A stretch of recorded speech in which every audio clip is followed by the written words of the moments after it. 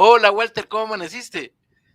Hola, ¿cómo estás, Fernando? ¿Cómo estás, querido? Bien, todo bien. Contento de estar contigo de vuelta una vez por semana que nos juntamos en este suerte de, no sé cómo llamarlo, club de YouTube nuestro, no sé ya Yo cómo creo se que es llama. nuestra oportunidad de hablar y para mí de aprender de innovación y para ti. Hoy vamos a hablar de qué vamos a hablar hoy, Walter. Mira, hoy vamos a hablar de un tema muy lindo, quizás la primera parte, quizás tengamos que hablar un poco más, sobre obesidad organizacional. Es decir, ¿por qué las empresas se vuelven obesas, digamos, Oh, lentas, ¿no? Entonces vamos a hablar de ese tema. excelente, y con esto arrancamos. Dale.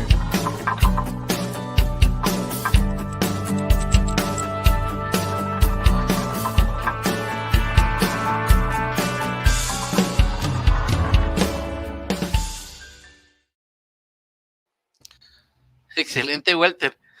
Y, y yo del tema, cuando uno se imagina obesidad organizacional, tal vez nos tienes que dar el problema porque a veces estamos, o sea, puede ser que estemos tan gordos de tanto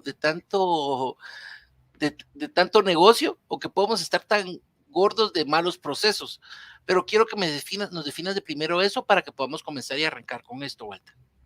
Mira, vos recién decías, estamos tan gordos por tantos negocios, estamos tan gordos por un montón de cuestiones. Vos fíjate que una de las cuestiones fundamentales en las personas, olvidémonos un segundo de la organización, de las personas es que muchas veces nos volvemos gorditos por angustia, por ansiedad, por sentirnos emocionalmente mal. Entonces pasamos esa angustia, esa ansiedad oral de comer, comer, comer, incluso cuando no tenemos necesidad de hacerlo. ¿Va bien hasta aquí?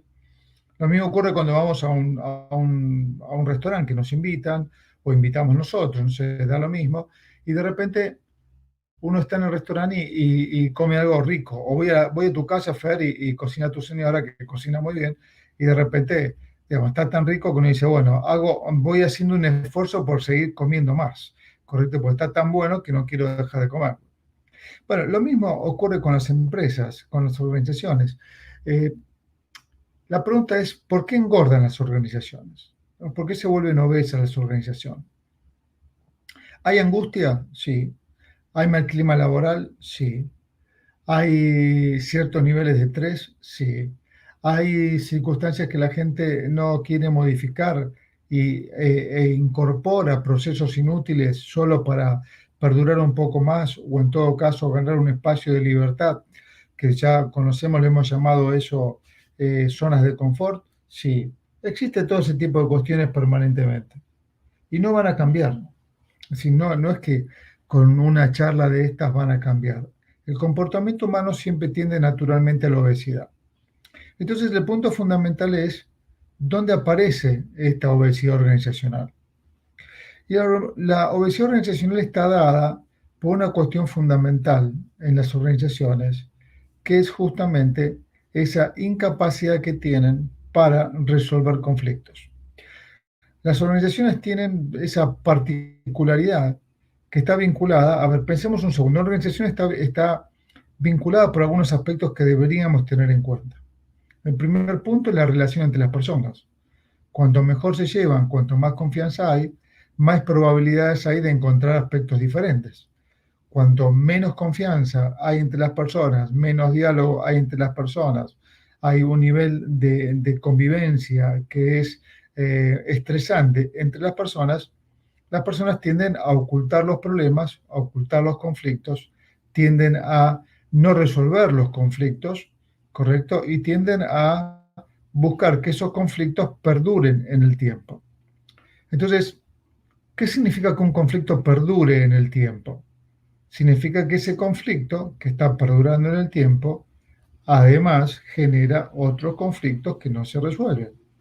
Es decir, cada conflicto no resuelto genera una forma de relación de conflictos que se siguen sin resolver.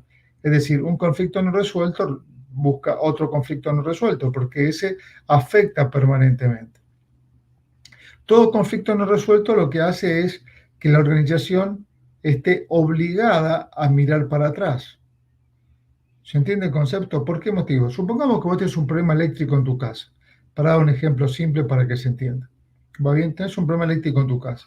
Ese problema eléctrico que vos no lo querés resolver, después un día afectó a tu heladera, otro día afectó tu aire acondicionado, otro día afectó no sé, el iron, la plancha, no sé cómo la llaman en Costa Rica para Es una plancha. la plancha, correcto.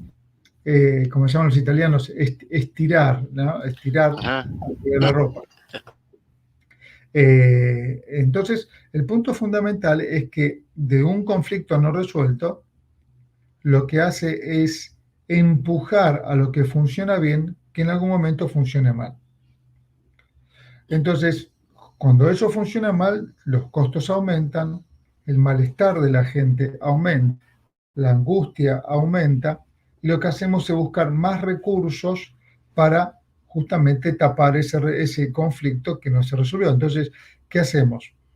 Busco dinero para comprar una heladera nueva, busco dinero para comprar una plancha nueva, busco dinero para arreglar el televisor que se me acaba de romper por un tema eléctrico, pero el conflicto eléctrico continúa. Y entonces en algún momento el televisor se me va a romper de vuelta, la plancha se me va a romper de vuelta y así sucesivamente. Sí, uno solo tapa agujeros, no soluciona el lugar de donde se está saliendo, donde está toda la fuga. Tal cual. Por eso la obesidad organizacional está dada por ese instinto que tenemos a no resolver conflictos. Y acá viene un giro a toda esta historia. Ya hemos hablado en algunos otros momentos de por qué las empresas tienen algofobia, es decir, miedo a resolver conflictos, incapacidad para resolver conflictos. Hay muchos, eso lo vamos a charlar en algún otro momento, pero me gustaría detenerme en un concepto que lo pongo en mi nuevo libro, que va a salir en marzo del año que viene, que se llama Entre lo obsoleto y lo obvio. Es mi libro número 11, así que vamos a... Sí, ya está, mi número 1, 2, 3, 4, 6 como único autor y 11, hay 5 que comparto con otros autores. Y acá el punto interesante en toda esta historia, Fernando, es el siguiente. Puede haber una organización, es decir, un lugar donde haya relaciones humanas, incluso la familia, donde no exista conflicto. La respuesta es muy fácil, no lo hay. Correcto. Sin entrar en el campo personal de que cada uno puede tener sus propios conflictos consigo mismo, y esa es otra historia que se la pasamos a algunos amigos psicólogos y psiquiatras por el otro lado. No es nuestro campo. El punto fundamental en toda esta historia, es que existen 3 tipos de conflictos en las organizaciones que hacen que la organización se vuelva más permeable o menos permeable. Es decir, la forma que yo resuelvo esos conflictos hacen que una organización se vuelva más permeable, es decir, más abierta a los cambios, más abierta a las ideas, más abierta a la innovación. ¿Se entiende, Fernando? ¿Sí? O, al revés, que sean menos permeables, es decir, menos abierta a la innovación, menos abierta a los cambios, menos abierta a la mejora continua y menos abierta al contexto. Y en esta historia, que la voy a contar breve, hay 3 conflictos que tenemos que tener en cuenta que son fundamentales. Primero, son esos conflictos que no se pueden resolver. Es decir, conflictos en los cuales, por alguna razón, correcto, no hay ninguna probabilidad, al menos de corto plazo o de mediano plazo, de poder resolver. Y doy un ejemplo simple, Fer, para que se entienda. Supongamos que nosotros somos gerentes de una corporación que es de Alemania. Y en Alemania ponen políticas, ponen estrategias de cómo debemos desarrollar nosotros la empresa en Centroamérica. O trabajamos para una universidad. Yo ahora, por ejemplo, empecé a trabajar para una universidad en Corea del Sur, ¿no? Entonces ellos tienen sus propias políticas. ¿Me pueden gustar o no me pueden gustar? Eso es otra historia. ¿Va bien hasta aquí? Es otra historia. Pero el punto es que están. Entonces, cuando yo le digo a mi director, mira, esta política no encaja con Guatemala, no encaja con Argentina, no encaja con nada, mi director me dice, no se puede hacer nada. Son políticas que vienen de Corea, son políticas que vienen de Canadá, que vienen de Alemania, que vienen de donde sea. No se puede hacer nada. Pasa mucho. ¿Cómo? Pasa mucho, viene la política de la casa matriz que no tiene ni idea de qué está pasando en sus ciudades y es una política que tenés que respetar.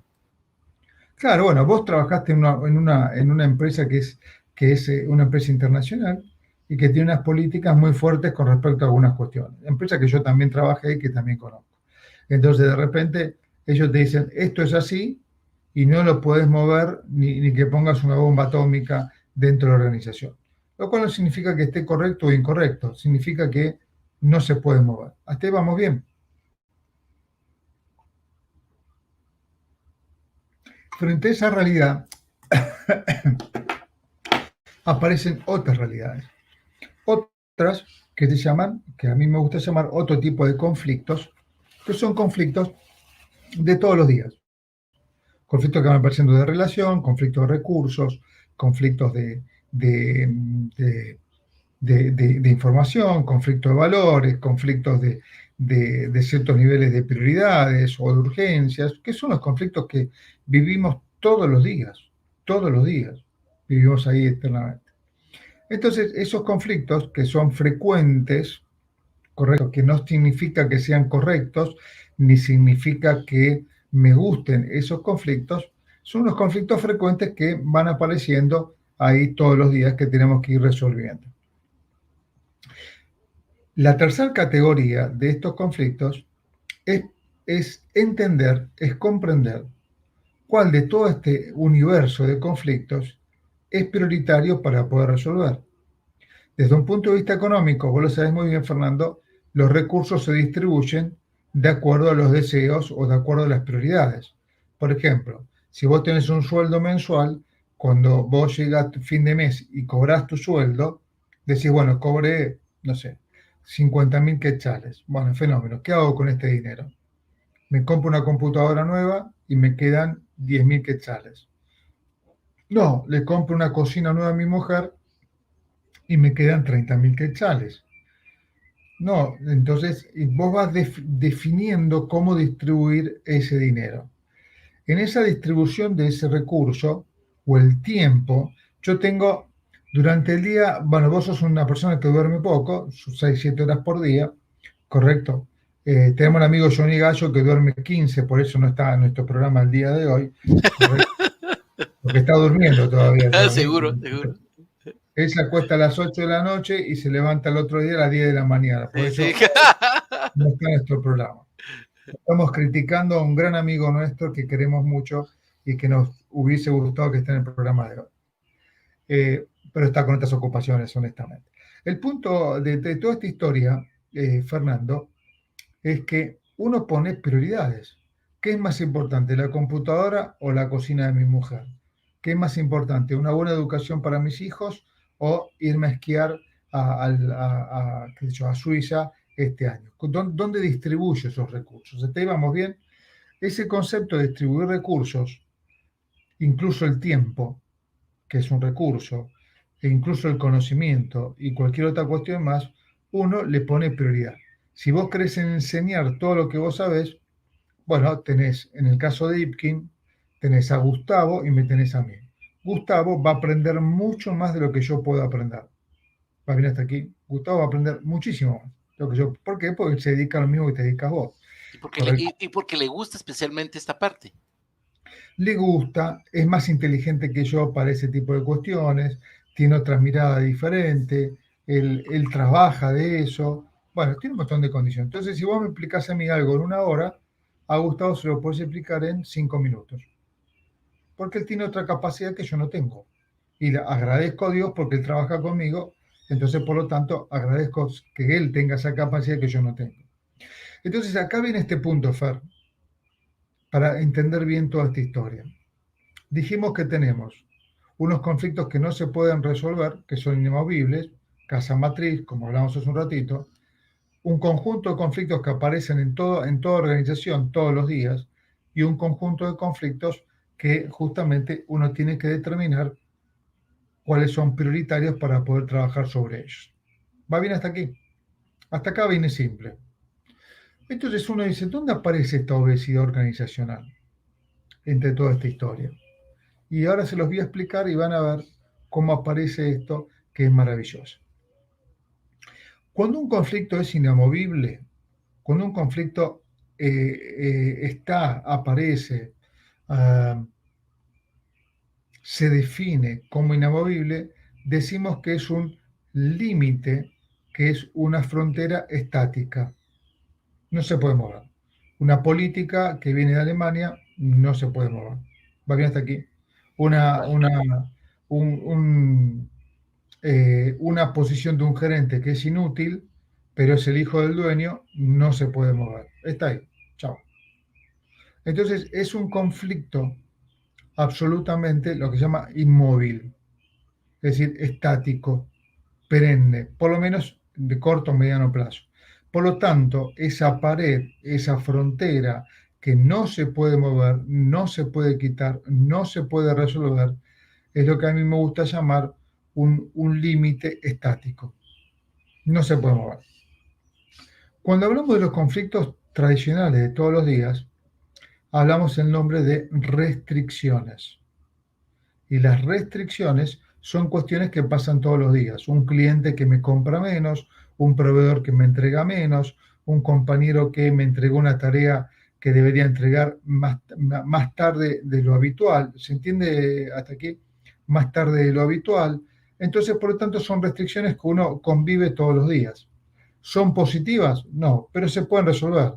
Quizás el proveedor quiere un poco más de dinero, quizás el cliente no entendió bien el producto que le queremos vender, entonces ante la duda te dice que no, te compra menos porque tiene miedo, mi compañero no me avisó de que se tomaba vacaciones, por eso me entrega el producto más tarde, o no entendió bien lo que yo le pedí, entonces me entrega un producto de menor calidad, y así podemos dar un montón de condiciones.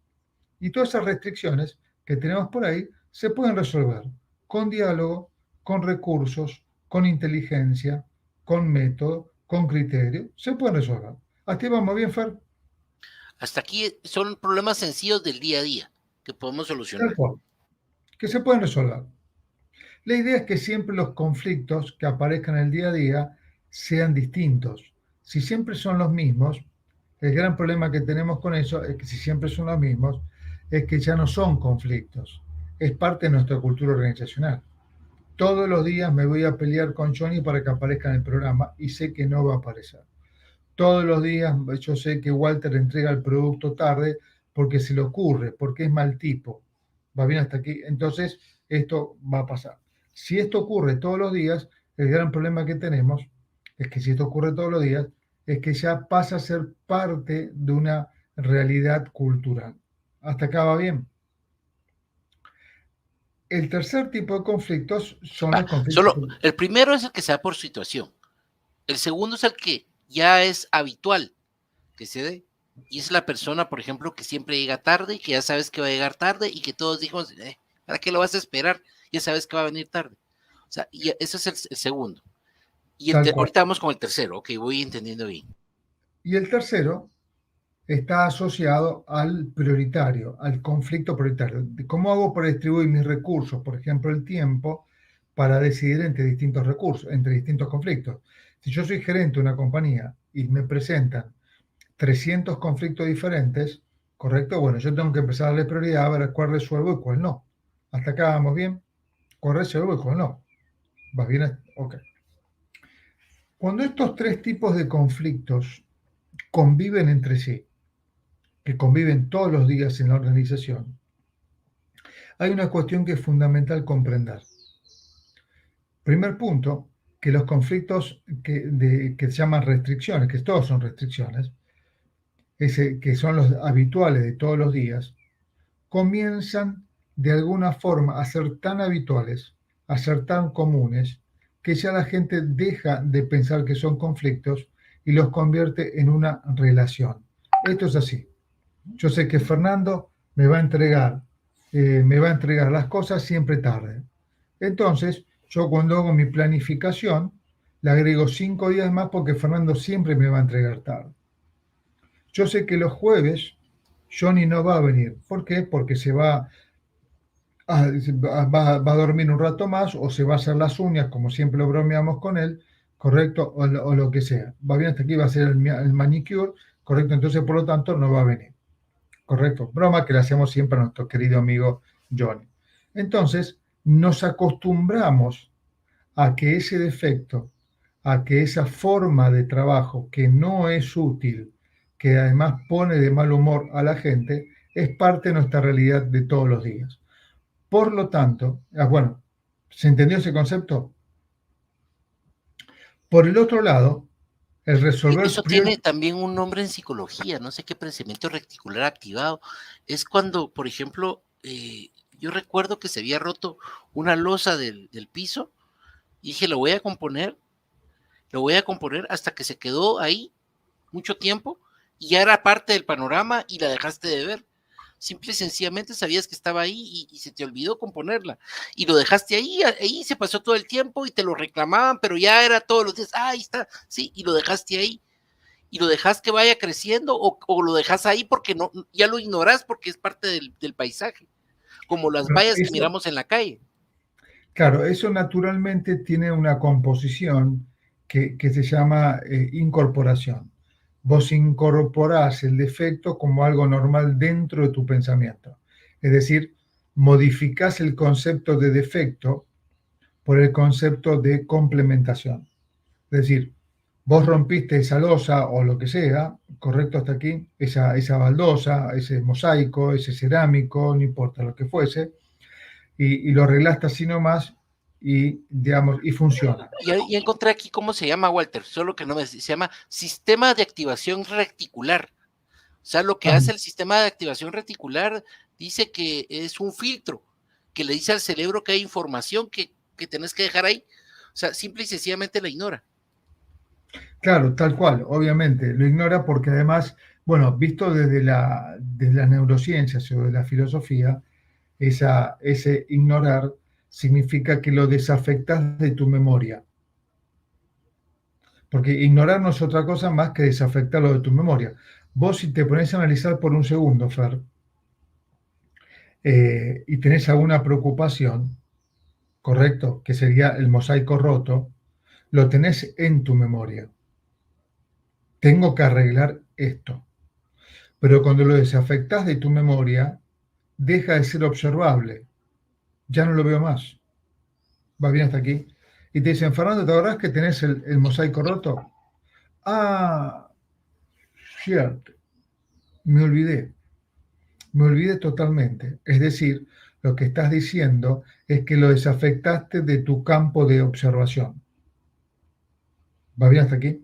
Lo desafectaste, ya no Total, está más. total. Ya no está más. ¿Correcto?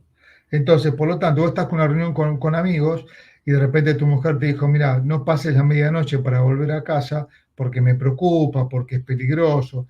Y son las 4 de la mañana, estás con tus amigos pasándola genial y después decís, ay, le prometí a mi mujer, vale, ¿no? Vale, ¿no? Sí. ¿Digo bien? Vane. Sí. Le Vane. prometí a Vale que iba a estar a las Con 12. N, Vane. Vane, perdón. Le Dale, prometí dale. Sí. Vane, perdón, Vane. Le prometí a Vane que iba a estar a la 12. Ay, me olvidé. La estoy pasando tan bien que desafecté eso de mi memoria. ¿Se entiende hasta aquí? Entonces, al desafectarlo de tu memoria, perdiste la observación. Te olvidaste de eso. Eso nos pasa a todos, permanentemente, a todos. ¿Se entendió hasta acá? Por el otro lado, por el otro lado, tenemos los temas prioritarios. Los temas prioritarios significa que de ese cúmulo de conflictos que tenemos, elegimos los que nos parecen más importantes para resolver y distribuir nuestros recursos. ¿Hasta ahí va bien? Bueno. Ahora, ¿qué ocurre con la obesidad organizacional? Cuando los problemas frecuentes se comienzan a olvidar, se convierten en un límite. La baldosa siempre va a estar rota, la pared siempre va a estar sucia. El conflicto con Fernando nunca se va a resolver. A este director nunca lo van a cambiar. Por lo tanto, eso que era un problema frecuente se convierte en un límite estático. ¿Se entiende el concepto, Fernando? Se Tal traslada, cual. se mueve a un límite estático. Y cuando las prioridades son tantas para resolver y tenemos pocos recursos o pocas ideas para poder resolverlas, algunas de esas prioridades también se olvidan. Por lo tanto, pasan también a ser un límite estático. Entonces, fíjate qué es lo que sucede. Cuando vos vas resolviendo conflictos, la caja donde estamos nosotros encerrados, ahí esta es mi carita, la caja donde estamos todos encerrados, vas resolviendo conflictos, la caja comienza a expandirse, se comienza a expandir. Vamos, por ejemplo, cuando yo desarrollé Ipkin, cuando empezó la idea de Ipkin, yo estaba solo. Entonces sumé a un colega mío colombiano que me ayudó, sumé a otros colegas que me fueron ayudando, ¿correcto? Y hoy Ipkin está en 11 países, cerramos convenio con 6 universidades, todo en el término de 2 años, ¿correcto? Estamos en 11 países, 6 universidades y seguimos creciendo todavía, gracias a Dios, más.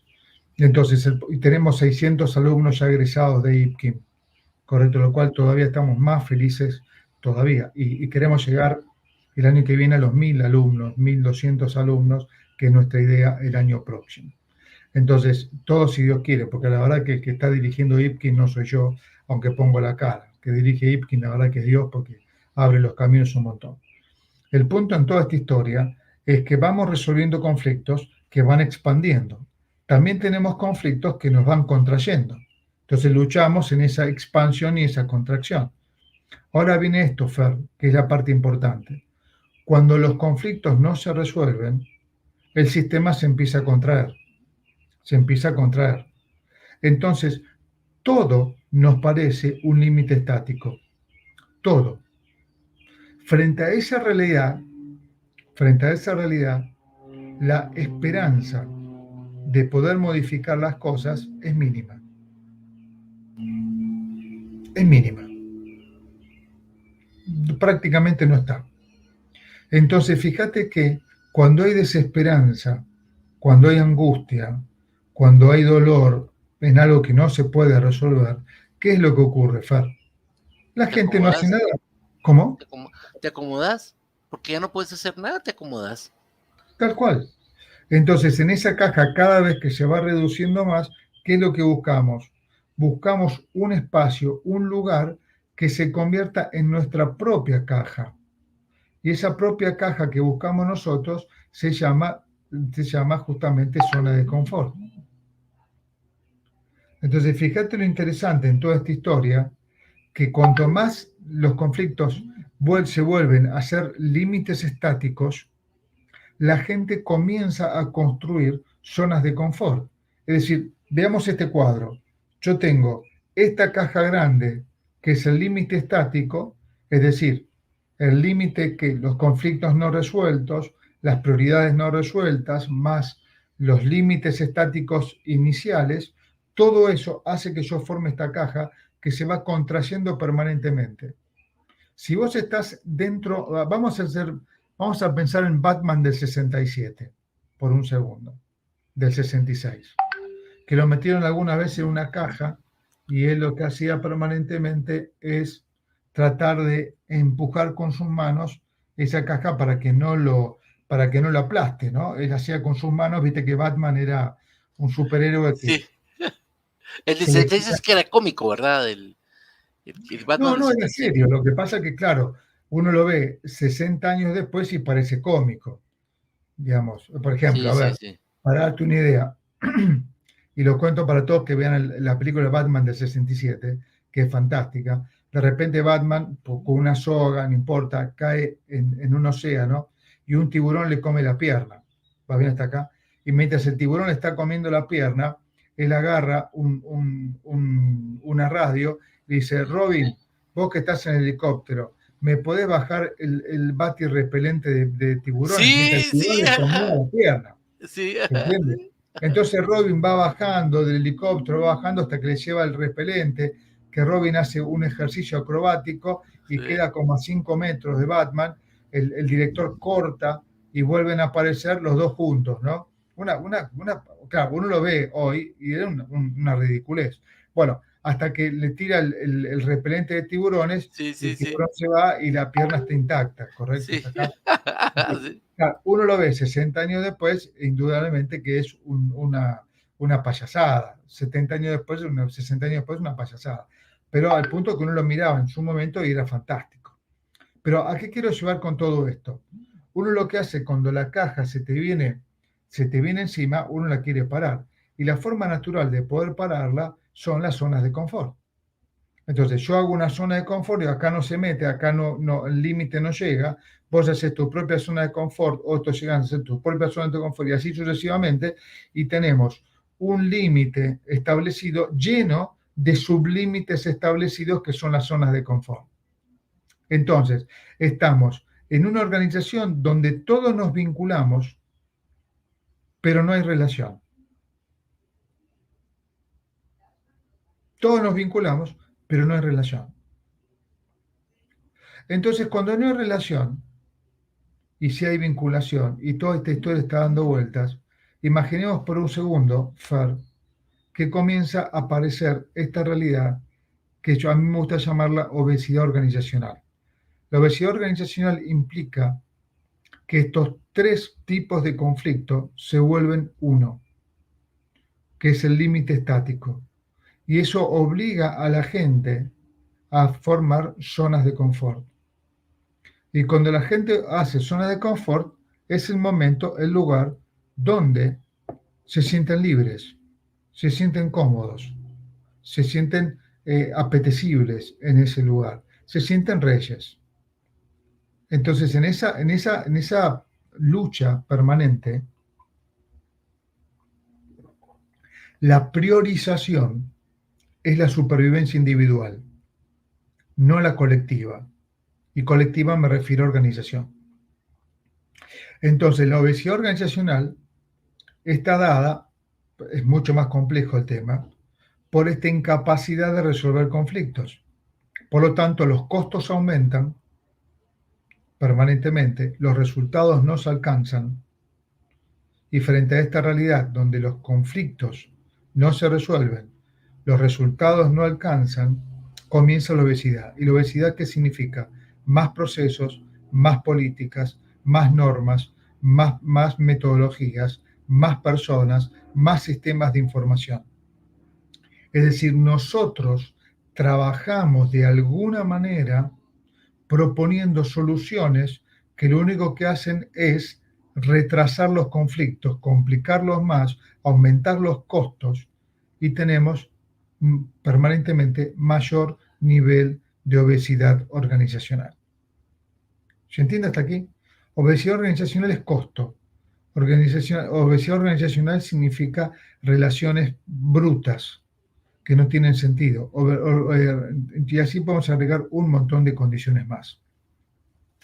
Frente a esta realidad, la pregunta es: ¿cuál es la salida? ¿Cuál es la salida? Y yo creo una cosa, si no lo notas, la gente está adaptada. Alguien se queja, pero después, igual que a mí me pasó en un banco, tenía 17 años, estoy en caja y me dice, en lugar de atender ese día atendí 50 y pico personas, pero me dijeron que en un día normal tenía que atender 35, porque si no iba a tener no, pero mira, llevo 2 días atendiendo 50 y pico, sí, pero tenés que tener 30 y pico. O sea, prácticamente querés fregarnos a todos haciendo que atendamos a más gente cuando en este periodo no se atiende a más gente. Así que haceme el favor de alinearte, eso es lo que se hace. Yo me recuerdo que me quedé así y casi que amenazado, me dijeron, y si no vas a tener una diferencia. No, vas a tener una diferencia. La siguiente forma me empecé a tardar más con la gente, me puse a platicar, por supuesto que me trajo cosas buenas platicar con las personas, alguien de ahí me ofreció trabajo y me sacó del banco. Pero yo vine y dije, bueno, me tengo que adaptar, entonces voy a empezar a atender, en lugar de atender 50 y pico, voy a atender 35 y empecé a atender 35. O sea, obesidad organizacional total y absoluta y no sabía cómo se llamaba, es un conformismo, no era conformismo, es que ellos ya sabían que si se excedían, les iban a poner más trabajo. Entonces yo creo que es parte del proceso. Por eso digo, vos fíjate que teniendo la capacidad de poder atender 55, atender 35, lo que estás haciendo es postergar 20 atenciones para otro día o que la gente se vaya mal dentro del banco. El punto fundamental en toda esta historia es que todo eso genera obesidad organizacional. Entonces, el punto que las empresas tienen que hacer, ¿cómo resuelven esta historia? Porque acá el tema importante es cómo se va resolviendo esta historia. Y esta historia se puede resolver de dos maneras. Una manera inteligente, las dos maneras son inteligentes, lo que pasa es que una de alguna forma afecta positivamente a la organización y la otra negativamente. Tal vez que es más agresiva la negativa, casi la que estoy viendo, porque es de ahí de poner orden y ver cómo se están las cosas. Exactamente, pero el punto fundamental en esta historia, Fernando, es que la agresividad no debe ser notada, no debe ser observada.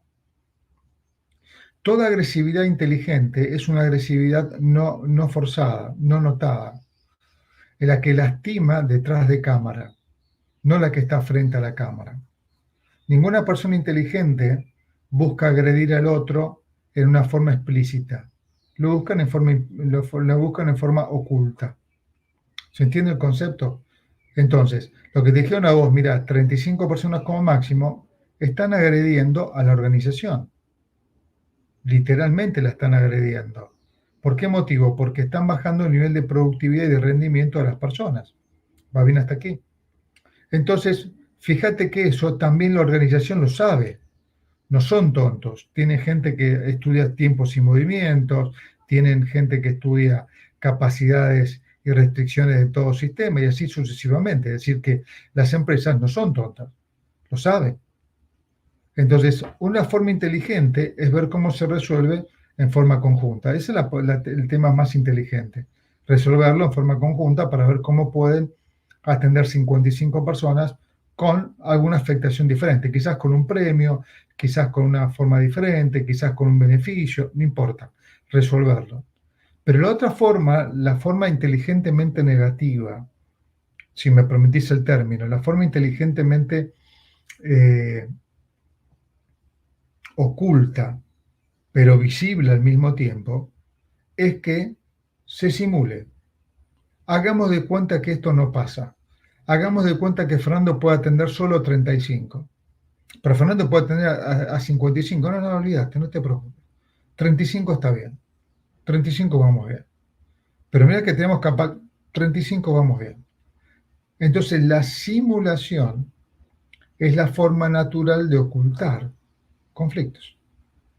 Entonces, si el sistema funciona absurdamente, entonces la gente comienza a comportarse absurdamente. Si a mí por atender 35 me pagan lo mismo que por atender 55, y atendiendo 55, no solamente que me pagan lo mismo, la gente me odia, nadie me habla, no puedo compartir con nadie ni comer con nadie, y además de toda esa historia, me pinchan los neumáticos cada vez que salgo, va bien hasta aquí, y me rayan el carro cada vez que salgo, correcto, entonces la pregunta es, digo, ¿qué hago? ¿Me quedo con 55? No, lo bajo a 35 automáticamente. Entonces, hacemos de cuenta, simulamos que esto no existe. Y la simulación es el proceso más fuerte, más potente que las empresas tienen para evitar resolver esto. Entonces, ¿cuál es la historia, el fin de toda esta historia? Fernando, es que las empresas se vuelven cada vez menos permeables. Y si cada vez menos permeables, es decir, significa que cada vez hay menos ideas, menos colaboración, más conflictos ocultos, cada vez hay menos voluntad y cada vez hay más angustia. Y frente a esa realidad, las organizaciones dicen, bueno, tenemos que buscar aumentar la rentabilidad. Si aumentamos la rentabilidad, genial, vamos con eso y vamos para adelante. Entonces, el punto fundamental en toda esta historia, Fernando, es que la obesidad organizacional, producto de la simulación, producto de estos tres tipos de conflictos diferentes que se van solapando, se van reconvirtiendo uno con el otro, hacen que justamente las compañías se vuelvan más obesas, más lentas, con mayor nivel de costos, bajando la productividad. Y esto ocurre permanentemente cuando no hay espíritu colaborativo. Espíritu colaborativo. Ese es el punto fundamental. Espíritu colaborativo. ¿Qué te pareció, Fernando, la reunión de hoy? Yo creo que hay una cosa muy importante en todo el proceso, Walter. Hoy no hablamos de cómo solucionarlo, sí, pero vimos algo que es tan importante como la solución, es darse cuenta de dónde estás, como el ejemplo que yo conté. O sea, seguramente la empresa en la central sabían que se podía mejorar, pero en ese tiempo la tecnología, les voy a contar, cuando yo tenía 17 años, ahorita voy por los 50, nosotros usamos, yo todavía estuve en el periodo donde usábamos unas cajas grandes, largas, y pachabas, chan, chan, chan, y jalabas, chan. O sea, eran unas cajas enormes para hacer eso. Por supuesto que estuve ahí con esos 15 días, porque al día siguiente nos pusieron unas computadoras con una pantalla ámbar, pero voy a esto, que el proceso durante este periodo de tiempo, la gente se tardaba más porque tenía que hacer el corte diferente, lo tenías que hacer a mano, no lo tenías automatizado.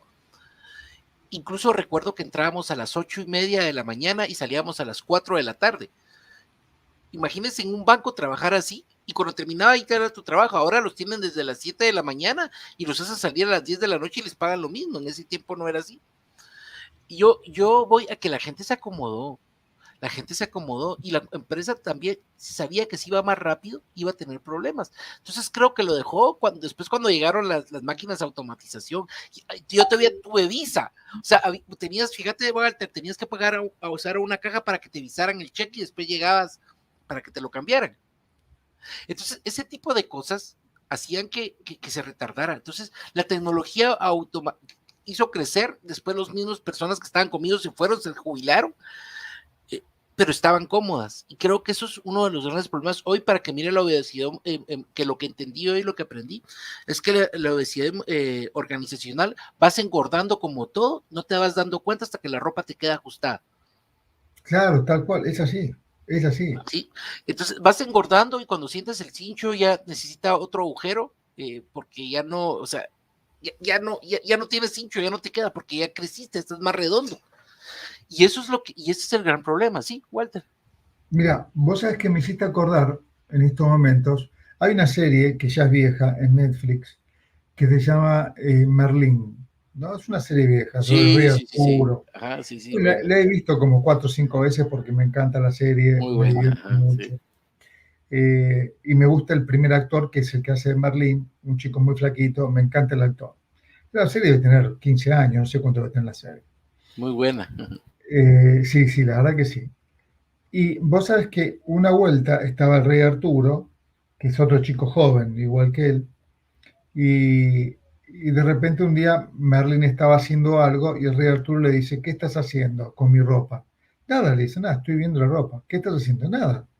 Entonces el rey Arturo le dice, dame la ropa. Entonces cuando se va a colocar y se coloca el cinto no le quedaba, correcto, le quedaba chico. Entonces descubre que Merlín estaba haciendo un agujero más, correcto, al cinturón.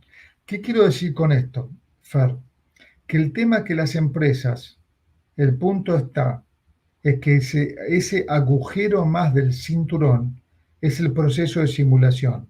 Contratamos más gente, despedimos gente, modificamos los roles, componemos nuevas políticas, todos son nuevos agujeros del cinturón que sirve para simular, hasta que el cinturón ya no tiene más posibilidad para poner un agujero. Ya ¿Qué está. rellenaste? Sí, La ¿qué correa, rellenaste todo eso? ustedes lo llaman correa, creo, Sí, ¿no? sí, sí. No, sí, cincho le decimos. Ajá. Cincho.